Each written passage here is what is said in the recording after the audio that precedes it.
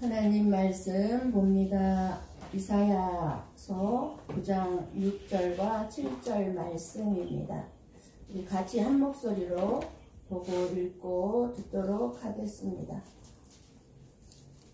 같이 봅니다. 이는 한 아기가 우리에게 낳고 한 아들을 우리에게 주신 바 되었는데 그의 어깨에는 정사를 메우고 그의 이름은 기묘자라 모사라 전능하신 하나님이라 영전하시는 아버지라 평강의 왕이라 할 것임이라. 그 정사와 평강의 더함이 무궁하며 또 다윗의 왕자와 그의 나라에 군림하여 그 나라를 굳게 세우고 지금 이후로 영원히 정의와 공의로 그것을 보존하실 것이라. 만군의 여호와의 열심히 이를 이루시리라. 아멘. 아멘. 네, 오늘은 성탄 감사 예배로 하나님께 예배를 드리고 있습니다. 왜 하나님이신 분이 인간의 몸을 입고 아기 예수로 이 세상에 오셔야만 했는지 우리의 지혜로 우리의 머리로는 이해가 안 가죠. 우리는 왜 그 아기 예수로 오신 예수 그리스도를 믿어야만 하는지 여러분들이 알고 있을지라도 오늘 말씀을 통해 저와 여러분이 그토록 원하는 여러분의 삶에 평강이 넘치게 되기를 축복합니다. 어느 집사님이 췌장암으로 세상을 떠나게 되었습니다. 죽음 앞에서 영적 싸움을 하면서 너무 무서워하고 두려워하고 괴로워하는 것을 보게 된 남편이 너무 급한 나머지 목사님께 드린 대로 예수님의 이름으로 명령을 합니다. 예수 이름으로 명하노니 사탄아 물러가라. 딸아 안심하라. 네가 이기었느니라. 이렇게 기도를 하자 놀랍게도 괴로워하던 두려워하던 아내가 아멘 하더니 너무너무 평안한 모습으로 평강이 넘치는 모습으로 숨을 거두었다고 합니다. 이렇게 사탄 마귀는 한 영혼이라도 이 세상에서 고통스럽게 살게 하고 그냥 고통 가운데로 몰아가요. 사탄은 그렇게 살게 할 뿐만 아니라 지옥으로 끌고 가려고 죽는 그 순간까지 그 직전까지 포기하지 아니하고 그 영혼을 빼앗기 위해서 발악을 하고 지켜보고 있습니다. 예수님이 이 땅에 오신 목적이 무엇입니까? 우리 한번 마태복음 1장 21절 말씀을 같이 봅니다.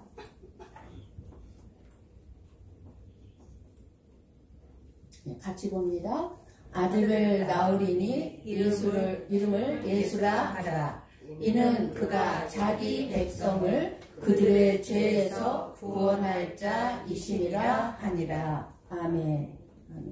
예수님은 자기 백성들의 영혼을 구원하시기 위해 오셨고 그리고 수고하고 무거운 짐을 지고 고통 가운데 살아갈 수밖에 없는 짐을 벗겨주고 우리의 삶을 날마다 고통스러운 길로만 인도하려고 하는 이 사탄의 모든 계략을 멸망시키기 위해서 오셨습니다. 그러므로 우리에게 예수님이 이 땅에 오신 것보다 저와 여러분에게는 더 기쁘고 복된 소식은 없습니다. 하나님께서 독생자이신 예수 그리스도를 보내신 것은 우리를 단순히 삶의 문제와 나의 고통스러운 삶만 벗어나게 하고자 하시는 것만이 아닙니다. 메시아를 통해서 하나님의 다스림이 있는 하나님의 나라를 이루시고자 하시는 것입니다. 하나님은 저와 여러분의 마음 안에 그리고 여러분의 가정에 그리고 우리 교회 안에 그리고 이 세상에 하나님의 다스림 안에서 하나님이 주시는 평강과 공의를 이루시고자 하십니다. 천지를 창조하신 하나님의 열심, 그 하나님의 열심이 반드시 이룬다고 하셨는데 어떤 일을 이루고 계십니까? 하나님은 이스라엘 백성들이 하나님의 백성으로서 거룩하게 살아야 할 율법을 주셨습니다. 이스라엘 백성들이 율법을 지키면 자손들이 천대까지 복을 주시리라고 약속하셨습니다. 그러나 그 율법들을 지키고 살지 않으면 3대 안에 저주가 내릴 것이라고 경고하셨습니다. 율법을 지키면 천대까지 복을 주고 율법을 지키지 않으면 3대 안에 저주가 있는, 그때가 완전히 끊어지고 멸망을 당한다는 거죠.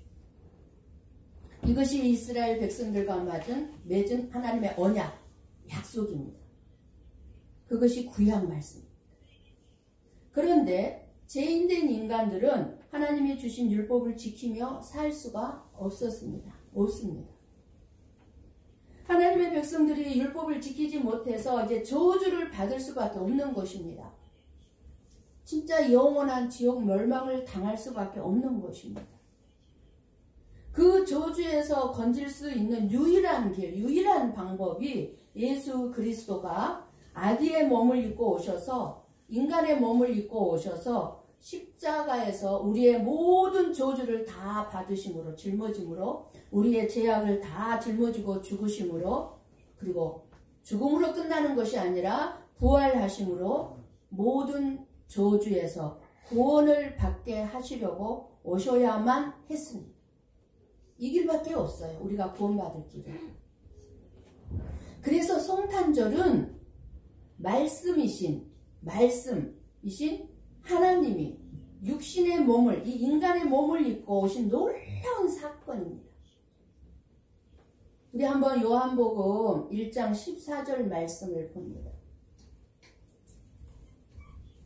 같이 봅니다.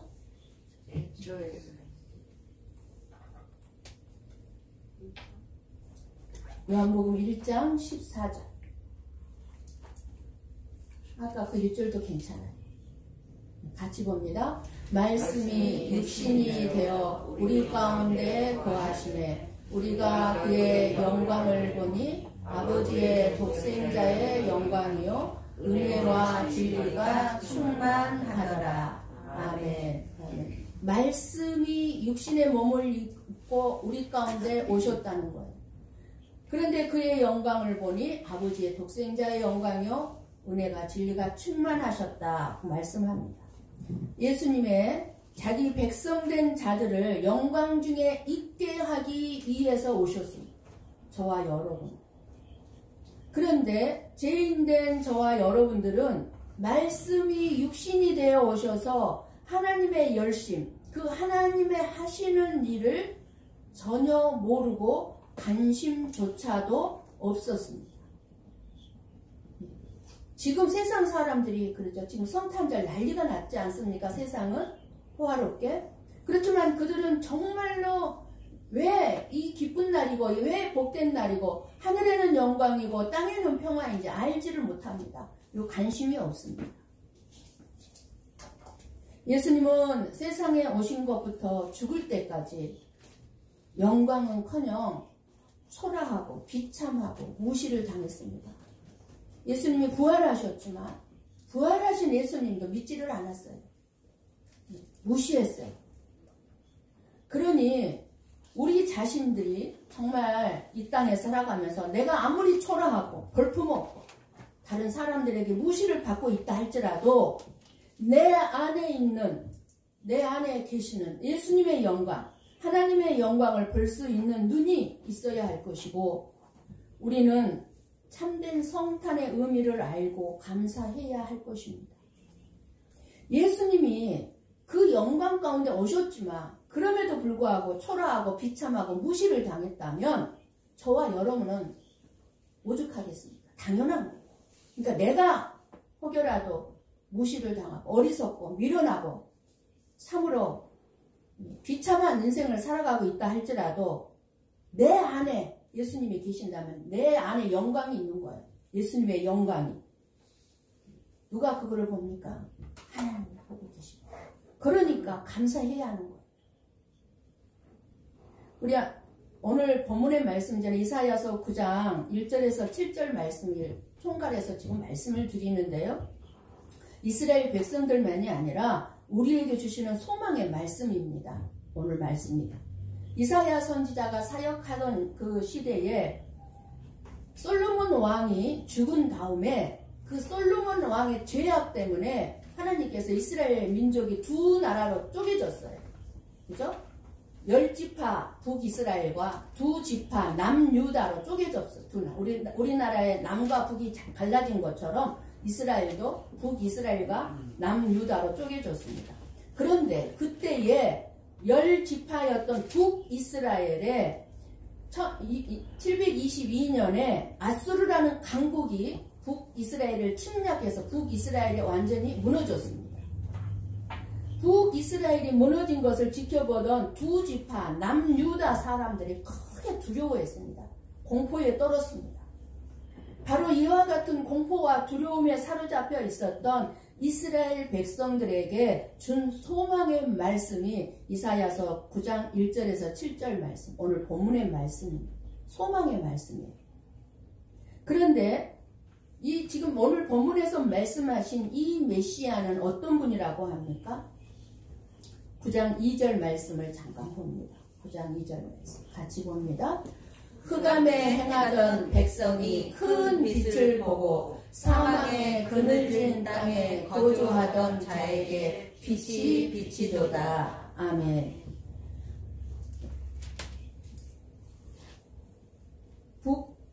이 메시아에게서 그러니까 뭐를 봅니까? 어둠에 흑암에 행하던 백성들이 큰 빛을 본다고 말씀합니다. 사망의 그늘진 땅에 거주하던 자에게 빛이 비친다고 말씀합니다. 지금 여러분의 삶이 어둠 속에서 헤매고 있습니까? 사망의 그늘진 땅 같은 삶이 되고 있다고 생각합니까? 그렇다면 지금 빛이 비친다고 말씀합니다. 6절에 보면 오늘 본문의 말씀 6절에 보면 한 아기로 태어날 아기 이 메시아는 4가지 중요한 이름을 말씀합니다. 어떤 방법으로 구원하신다는 말씀입니까? 한 아기를 태어나게 하심으로 그 아기를 통해서 구원하신다는 말씀입니다. 그 이름을 살펴보면 이 아기가 어떤 분인지 하나님은 우리에게 무슨 선물을 주시려고 이 아기를 이 세상에 보내셨는지 알 수 있습니다. 이름이 뭐죠? 기묘자라, 모사, 전능하신 하나님, 그리고 세 번째 영존하시는 아버지, 평강의 왕이라 꼭 특별한 이름입니다. 이 이름 하나하나를 설명을 할 수가 없어요. 이 시간에. 이 이름들을 통해서 우리는 그분이 누구인지 알 수가 있습니다. 그분은 하나님이 세상에 보내신 왕 중의 왕이신 예수 그리스도입니다. 성탄절에 오신 예수 그리스도. 이 예수 그리스도를 보내신 여호와 하나님이 하시는 열심을 안다면 하나님이 기뻐하지도 원하지도 않는 일을 우리들이 하면서 하나님의 일이라고 하지는 않을 것입니다. 하나님이 기뻐하고 원하는 일이 그럼 뭡니까? 독생자 예수 그리스도를 우리가 기뻐하고 그분으로 인하여 우리가 날마다 감사하고 기뻐하는 삶을 하나님은 원하시는 거예요. 하나님이 기뻐하는 일입니다. 그 믿음으로 사는 것은 우리가 뭔가 어마어마한 엄청난 무슨 일을 했기 때문에 하나님이 기뻐하는 것이 아니에요. 교회는 왜 예수 그리스도여야만 하는지 우리는 그 모든 것을 알고 있는 성도들의 공동체여야만 합니다. 교회가. 왜 예수 그리스도여야만 하는지. 왜 십자가만 증거되고 자기를 부인하고 자기 십자가를 져야 하는지. 예수 그리스도만을 알고 믿고 전해야만 하고 따라가기를 힘쓰는 사람들이 모인 곳이 교회입니다. 예수님만 따르기로 말씀대로 살기를 원한다면 여러분은 어떤 말씀에 순종하기를 원합니까? 우리는 자주 이런 말을 합니다. 말씀대로 살기를 원합니다. 말씀대로 순종하기를 원합니다. 이런 말들을 많이 합니다. 어떤 말씀에 순종하기를 원하세요? 구약에 멸망당한 이스라엘 백성들이 지킬 수 없었던 율법의 말씀들입니까? 우리는 말씀대로 살기를 원하지만 말씀대로 살 수 없어요. 자, 그렇지 않습니까? 그렇다면 자기 부인과 자기 십자가를 지고 죄인인 내 자신의 죽음을 선포하고 다시는 내가 내 자신의 육신적인 생각으로 살기를 포기하는 그런 십자가의 진리를 지는 삶을 원하고 있습니까? 우리가 하나님의 말씀대로 살 수 있다면 예수님께서 이 세상에 오실 필요가 없습니다. 한 명이라도 수많은 몇십억 인구 중에 한 명이라도 하나님의 말씀대로 사는 자가 있다면 예수님 오실 필요가 없죠. 그 사람을 쓸 거예요.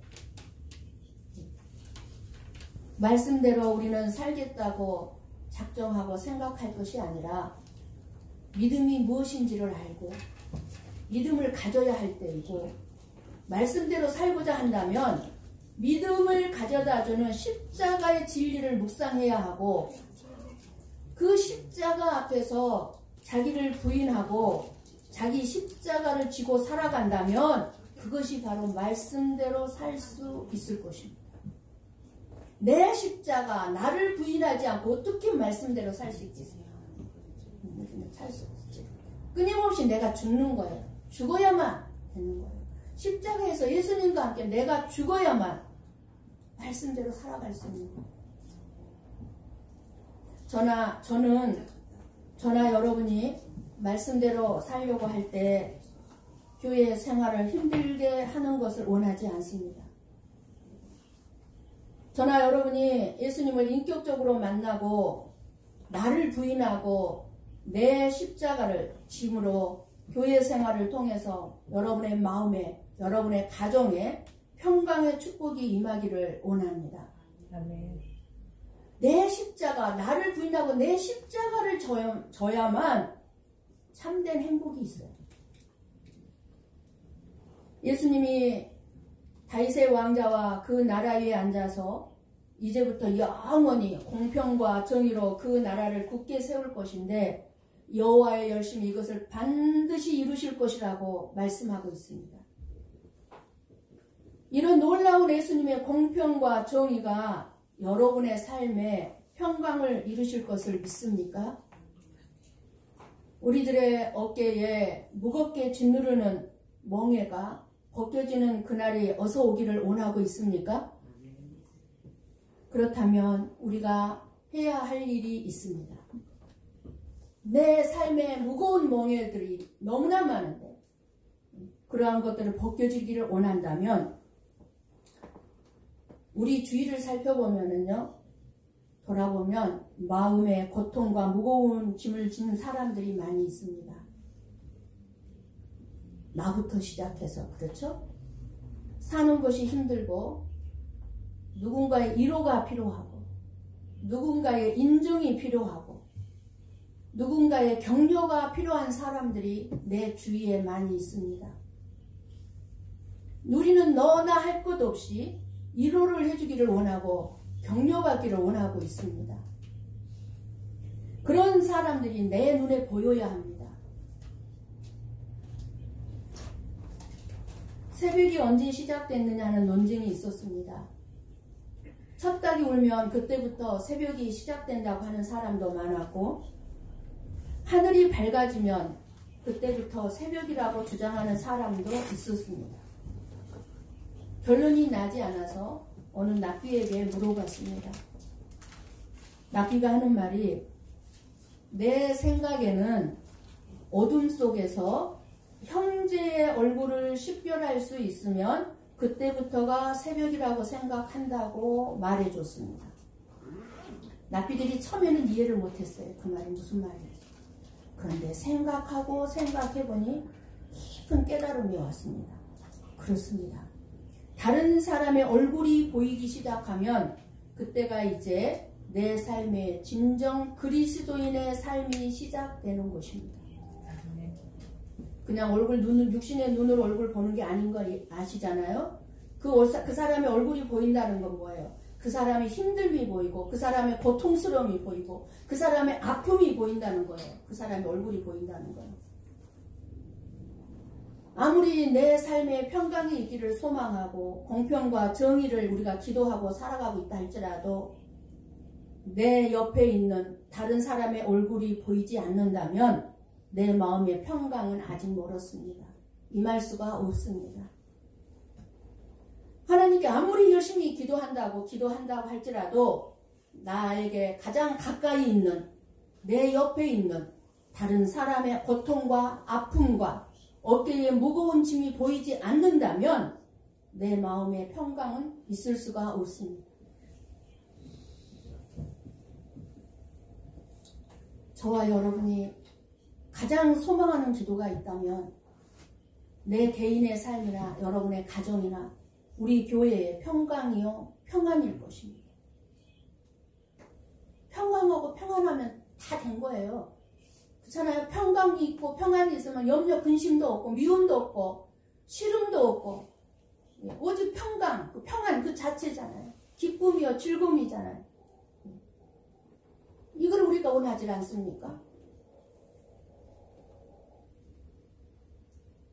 캄캄한 어둠의 일이 내가 감당할 수 없는 문제와 고난들이 우리의 삶 속에 끊임없이 다가오기도 합니다. 여러분의 가정에 어려움이 찾아오거나 여러분의 가정에 식구들이 질병이 걸리거나 아니면 우리 교회 안에 누군가가 힘든 일을 만나면 온 가족이 함께 고통을 받고 온 성도가 함께 고통을 받아야 하는 것입니다. 힘든 사람은 힘든 대로 아픔을 겪고 옆에서 지켜보는 가족들이나 목사나 여러분들의 마음 역시 이루 말할 수 없이 같이 아프고 쓰라림이 있어야 합니다.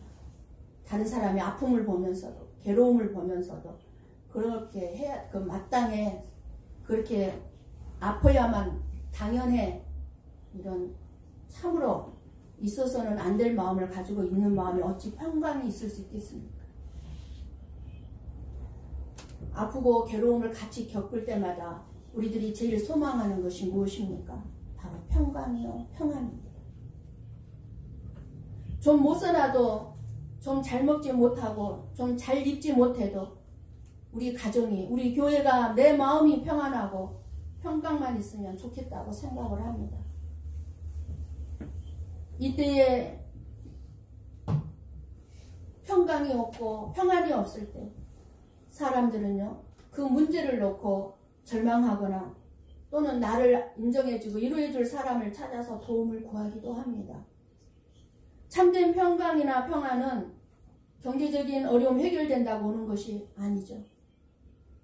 가족들이 다 건강하다고 해서 찾아오는 평강도 아닙니다.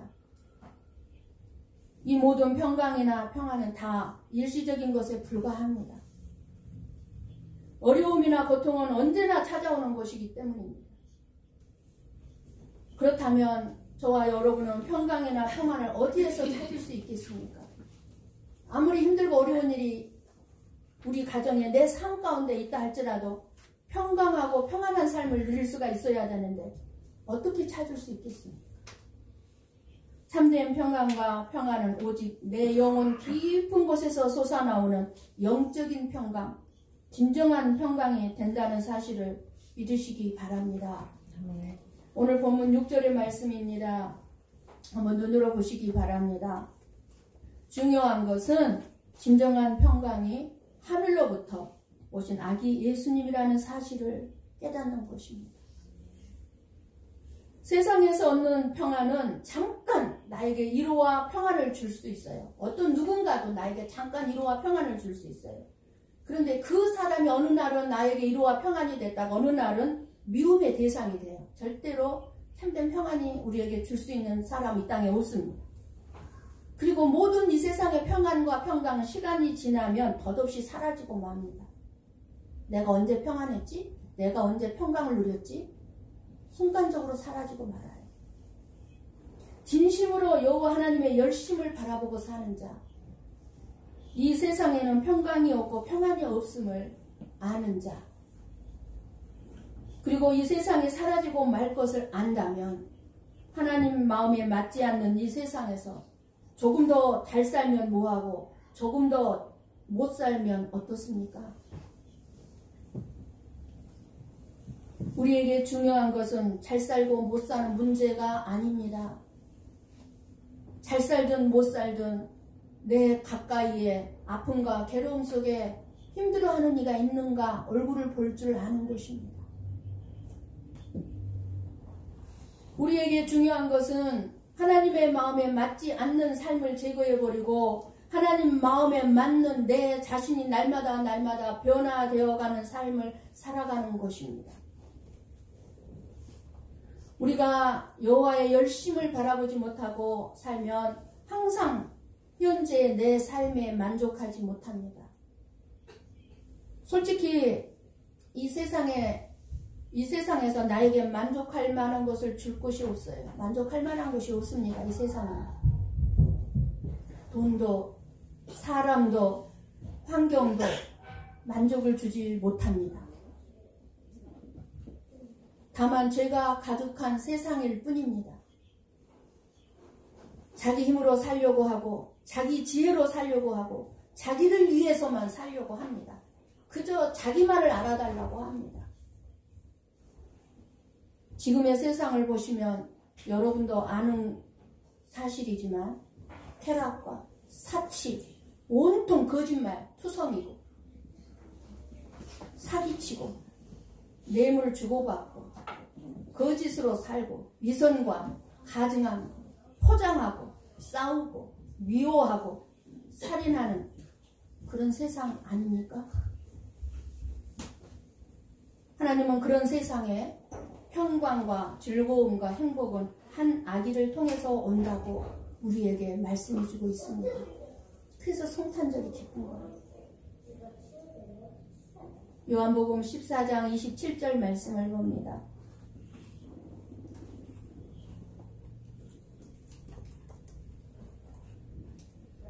(14장 27절) 같이 봅니다. 평안을 너희에게 끼치노니 곧 나의 평안을 너희에게 주노라.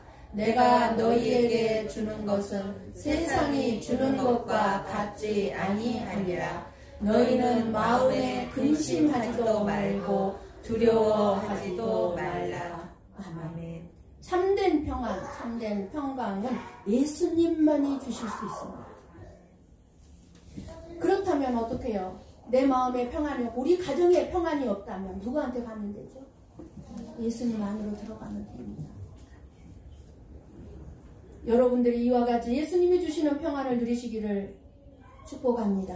아멘. 7절, 오늘 본문 7절을 여러분 눈으로 보십시오. 한 아기를 통해서 평강이 오고 정의와 공의가 심판하실 것이라고 말씀합니다. 만군의 여호와의 열심이 반드시 이루실 것이라고 말씀합니다. 이 말씀을 믿음으로 사는 자만이 어둠의 세상을 이기며 사탄을 이기고 나를 이기며 살아갈 수 있을 것입니다. 평강의 왕, 오늘 이 말씀이 우리에게 제일 중요합니다. 아기 예수님은 무엇보다도 평강의 왕이십니다. 이 세상의 모든 것들이 가져다주는 평강은 진정한 평강이 아닙니다. 평강의 왕으로서 예수님께서 다스리시는 나라는 공평과 정의가 샘솟을 것입니다. 성탄에 감사 예배를 드리면서 내가 이 예수님을 위해서 할 수 있는 게 무엇일까? 예수님은 나를 위해서 죽으시고 이 땅에 오셨는데, 죽으시려고 오셨는데 나는 이 예수님을 위해서 무엇을 할 수 있을까? 그리고 예수님께서 저와 여러분에게 가져다 주실 평강과 평안을 이 시간에 사모하시기를 바랍니다. 저나 여러분들이 조금 더 잘 살기 위해서 교회를 지금 나온 것이 아니라 평강과 평안을 찾아서 교회에 왔습니다. 그러나 분명히 알아둬야 할 것은 우리가 사는 이 세상에는 불안과 공포와 죽음이 있다는 사실입니다. 불안과 공포와 죽음이 없는 것은 예수님 안에 있는 것임을 믿으시기 바랍니다. 오늘 여러분들의 불안과 혼란과 갈등이 가득한 여러분의 마음 안에 평강의 왕이신 예수님이 임재하셔서 여러분의 마음을 이 시간에 다스리시고 평강으로 가득 채워주시기를 원합니다. 아멘. 우리 가정에, 여러분의 가정에, 여러분의 삶 가운데, 우리 교회 안에 우리 예수님이 임재하셔서 어떤 어려움이 있더라도 평강으로 가득 채워주실 줄을 믿습니다. 아멘.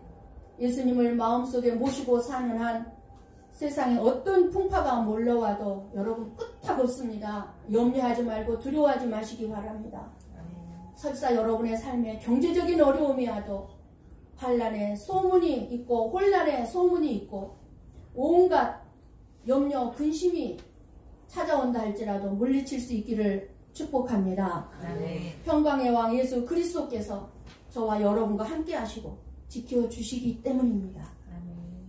여호와 하나님의 열심이 그 열심으로 반드시 이루신다고 말씀하셨습니다. 약속입니다. 하나님이 약속하셨는데 저와 여러분은 약속해도 소용없어요. 약속을 지킬 수 없을 때가 더 많아요. 그러니까 믿지 마세요. 사람의 약속. 그런데 하나님의 약속은 100%입니다. 완벽합니다. 하나님이 약속하셨는데 그 하나님의 열심으로 하신다고 분명히 말씀하시고 계십니다. 못 이루실 일이 없다는 것입니다. 여호와의 열심으로 이것을 반드시 이루시겠다고 말씀하십니다. 흔들리는 저와 여러분들에게 하나님이 반드시 이루실 것이니까 의심하지 말라는 거예요. 염려하지 말라는 거예요. 두려워하지 말라는 것입니다. 응답 받으셨습니까? 하나님이 내 안에 있고 내 가정에 있고 내 자녀 안에 있고 우리 교회 안에 있다면 여러분 염려하지 않으셔도 된다는 것입니다. 연약하고 위험에 처한 유대 백성들을 하나님이 외면하지 않고 지켜주신 것처럼 하나님은 오늘도 하나님이 택한 하나님의 백성들, 자기 백성을 보호하시고 지켜주십니다. 아멘. 하나님 우리를 구원해 주시고 어둠 속에서 방황하고 고통받고 괴로워하는 백성에게 하나님이 반드시 빛을 비추시고 진리 가운데로 인도하시고 평강을 주신다고 약속했습니다. 예수님이 오시기 700년 전에 이사야가 예수님에 대해서 전한 이 말씀, 이 예언의 말씀이 한 인간인 이사야의 말에 불과했습니까? 아니었습니다. 그로부터 700년 후에 이사야가 이 예언의 말씀을, 하나님의 말씀을 전한 지 700년 후에 예수님은 아기 예수님으로 이 땅에 오셨고 이사야의 예언은 단 한마디도 거짓되지 않았음이 모두 증명되었음을 우리는 알고 있지 않습니까? 예수님께서 이 땅에 오신 지 2000년이 지난 지금까지도 우리가 예수 그리스도 안에서 우리 인생의 바른 길, 우리의 인생의 모든 문제에 대한 해답을 얻고 예수님의 전능하신 능력에 힘입고 여러분의 삶 가운데서 세상을 이기고 나를 이기고 사탄을 이겨서 예수 안에서 영원한 생명, 영원한 구원을 누리고 절대적인 평강을 가질 수 있음은 예수님이야말로 기묘자요, 모사요, 전능하신 하나님이시요, 영존하시는 아버지시요, 평강의 왕이시기 때문입니다. 아멘. 예수님이 이 땅에 사람의 몸을 입고 아기로 오신 것처럼 오늘 이 시간에 저와 여러분의 마음 안에, 여러분의 가정 안에, 우리 교회 안에, 여러분의 삶 속에 아기 예수님 이 시간에 들어오셔서 임재하셔서 여호와의 열심, 그 여호와의 일하심이 오늘 말씀의 약속의 평강이 여러분의 마음을 이 시간에 다스리고 그리고 그 예수님을 모시고 복된 날을 보내시기를 간절히 축원합니다. 기도하겠습니다.